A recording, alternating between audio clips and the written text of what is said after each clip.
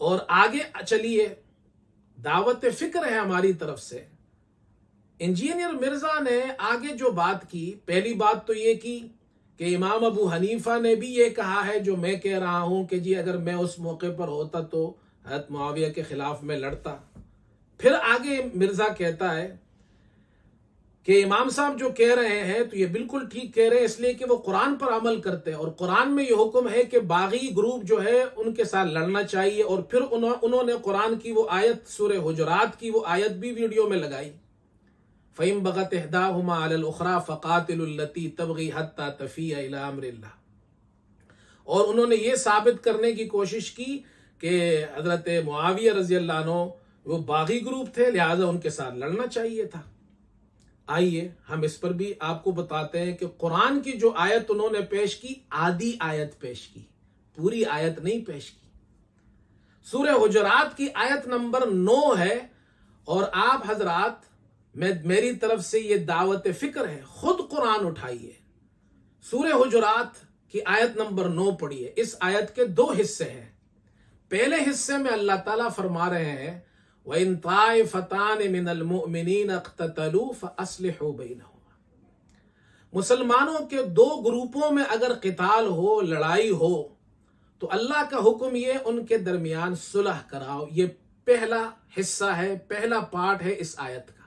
2 گروپوں میں لڑائی ہو گئی، کام کیا ہے؟ ان کے درمیان صلح کراؤ، صلح ہو گئی۔ اب دوسرا پارٹ ہے فَإِن بَغَتْ إِحْدَاهُمَا عَلَى الْأُخْرَى فَقَاتِلُوا الَّتِي تَبْغِي حَتَّى تَفِيَّ إِلَىٰ أَمْرِ اللَّهِ۔ صلح کے بعد اگر ان میں سے کوئی ایک جماعت وہ ظلم کرے، وہ دوسری جماعت پہ حملہ کرے اور بغاوت کرے، تو اب حکم یہ ہے کہ تم اس بغاوت کرنے والے اور ظلم کرنے والے کے خلاف تم لڑو۔ یہ 2 حکم ہے۔ اب آئیے دیکھتے ہیں، حضرت علی رضی اللہ عنہ اور حضرت معاویہ رضی اللہ عنہ کے درمیان جنگ ہوئی، جنگ صفین ختم ہو گئی۔ وَإِن طَائِفَتَانِ مِنَ الْمُؤْمِنِينَ اقْتَتَلُوا فَأَصْلِحُوا بَيْنَهُمَا۔ یہ پہلی آیت اور پہلا حصہ، جنگ ہوئی، جنگ ختم ہو گئی، صلح ہو گئی، حضرت علی رضی اللہ عنہ شہید ہو گئے، حضرت حسن اور حسین رضی اللہ عنہ نے حضرت معاویہ رضی اللہ عنہ سے صلح کر لی، بلکہ حضرت حسن رضی اللہ عنہ نے تو اپنی خلافت تک ان کے لیے چھوڑ دی۔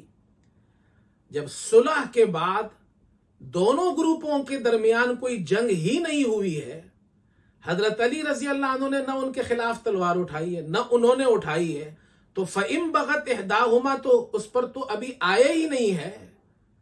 صلح کے بعد دوبارہ جنگ ہوئی کب ہے؟ قرآن تو یہ کہتا ہے کہ جب 2 مسلمان گروپوں میں جنگ ہو اور ان کے درمیان صلح ہو جائے، اس کے بعد اگر کوئی ظلم کرے، کوئی بغاوت کرے، تو تب ان سے لڑو۔ تو ہوا ہی نہیں ہے یہاں پر، یہاں تو جنگ ہوئی اور جنگ ختم ہو گئی اور صلح ہو گئی۔